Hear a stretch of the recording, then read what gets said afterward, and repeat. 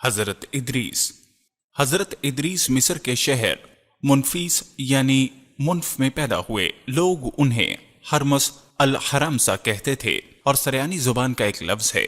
ہرموز کا معنی ہے تجربے کار، مضبوط رائے والا۔ بعض اہل علم کا خیال ہے کہ آپ بابل شہر میں پیدا ہوئے، پھر ہجرت کر کے مصر پہنچے۔ علم انساب کے اکثر علماء کے مطابق حضرت ادریس علیہ السلام نبی صلی اللہ علیہ وسلم کے سلسلہ نسب میں شامل ہیں۔ آدم اور شیس علیہ السلام کے بعد سب سے پہلے انہیں نبوت کا شرف حاصل ہوا۔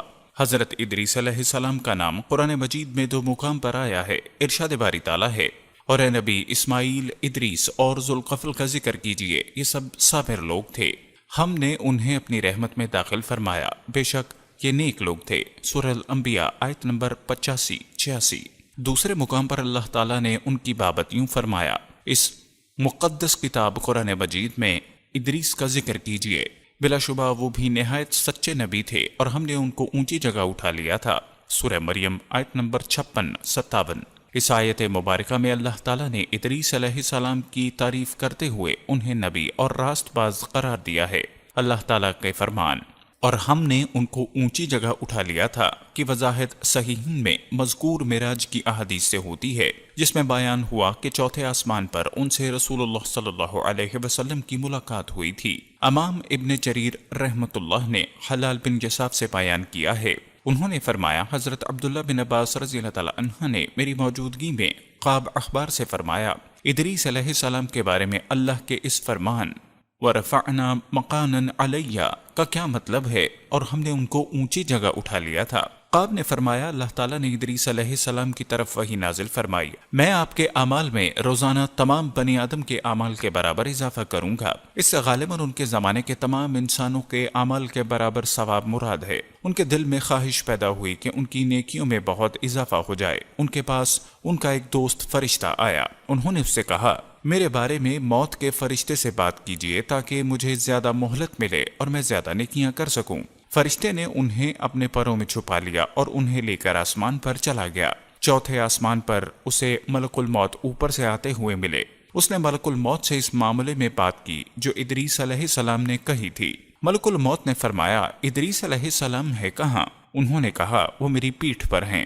ملک الموت نے کہا، تعجب ہے، مجھے بھیجا گیا تھا اور حکم ہوا تھا ادریس علیہ السلام کی روح چوتھے آسمان پر قبض کرو۔ میں دل میں کہہ رہا تھا وہ تو زمین پر ہیں اور میں ان کی روح چوتھے آسمان پر کیسے قبض کروں؟ چنانچہ انہوں نے وہاں ان کی روح قبض کی۔ اللہ تعالیٰ کے اس ارشاد میں اسی طرف اشارہ ہے، ہم نے اسے ایک بلند مقام پر اٹھایا۔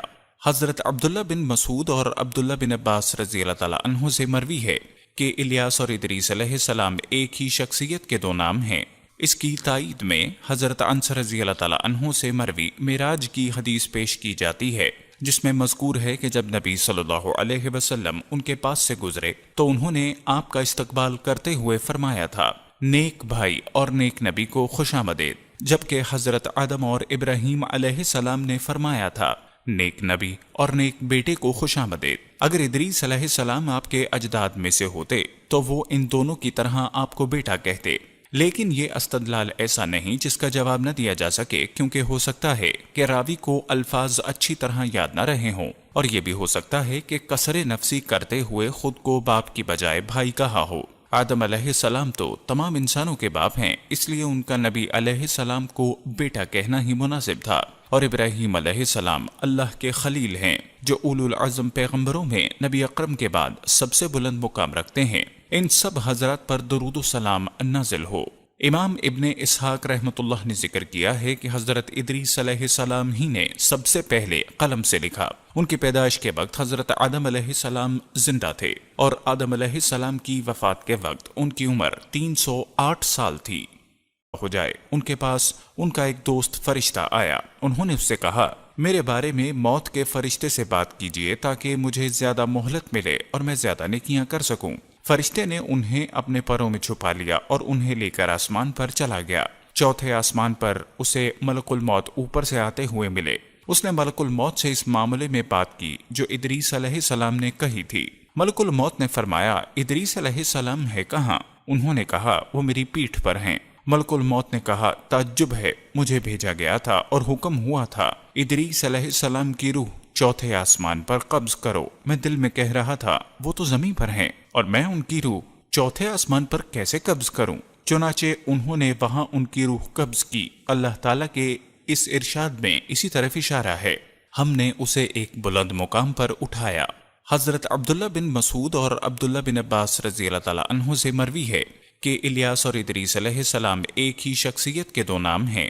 اس کی تائید میں حضرت انس رضی اللہ تعالیٰ عنہ سے مروی معراج کی حدیث پیش کی جاتی ہے، جس میں مذکور ہے کہ جب نبی صلی اللہ علیہ وسلم ان کے پاس سے گزرے تو انہوں نے آپ کا استقبال کرتے ہوئے فرمایا تھا، نیک بھائی اور نیک نبی کو خوش آمدید، جبکہ حضرت آدم اور ابراہیم علیہ السلام نے فرمایا تھا، نیک نبی اور نیک بیٹے کو خوش آمدید۔ اگر ادریس علیہ السلام آپ کے اجداد میں سے ہوتے تو وہ ان دونوں کی طرح آپ کو بیٹا کہتے، لیکن یہ استدلال ایسا نہیں جس کا جواب نہ دیا جا سکے، کیونکہ ہو سکتا ہے کہ راوی کو الفاظ اچھی طرح یاد نہ رہے ہوں، اور یہ بھی ہو سکتا ہے کہ کسر نفسی کرتے ہوئے خود کو باپ کی بجائے بھائی کہا ہو۔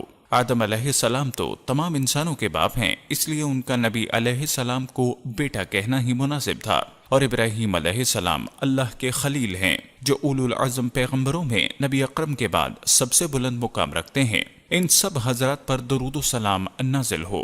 امام ابن اسحاق رحمۃ اللہ نے ذکر کیا ہے کہ حضرت ادریس علیہ السلام ہی نے سب سے پہلے قلم سے لکھا۔ ان کی پیدائش کے وقت حضرت آدم علیہ السلام زندہ تھے، اور آدم علیہ السلام کی وفات کے وقت ان کی عمر 308 سال تھی۔ حدیث پیش کی جاتی ہے جس میں مذکور ہے کہ جب نبی صلی اللہ علیہ وسلم ان کے پاس سے گزرے تو انہوں نے آپ کا استقبال کرتے ہوئے فرمایا تھا، نیک بھائی اور نیک نبی کو خوش آمدید، جبکہ حضرت آدم اور ابراہیم علیہ السلام نے فرمایا تھا، نیک نبی اور نیک بیٹے کو خوش آمدید۔ اگر ادریس علیہ السلام آپ کے اجداد میں سے ہوتے تو وہ ان دونوں کی طرح آپ کو بیٹا کہتے، لیکن یہ استدلال ایسا نہیں جس کا جواب نہ دیا جا سکے، کیونکہ ہو سکتا ہے کہ راوی کو الفاظ اچھی طرح یاد نہ رہے ہوں، اور یہ بھی ہو سکتا ہے کہ کسر نفسی کرتے ہوئے خود کو باپ کی بجائے بھائی کہا ہو۔ آدم علیہ السلام تو تمام انسانوں کے باپ ہیں، اس لیے ان کا نبی علیہ السلام کو بیٹا کہنا ہی مناسب تھا، اور ابراہیم علیہ السلام اللہ کے خلیل ہیں جو اولو العزم پیغمبروں میں نبی اکرم کے بعد سب سے بلند مقام رکھتے ہیں۔ ان سب حضرات پر درود و سلام نازل ہو۔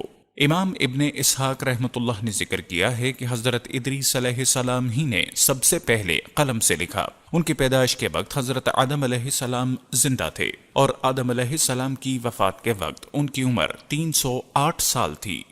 کسر نفسی کرتے ہوئے خود کو باپ کی بجائے بھائی کہا ہو۔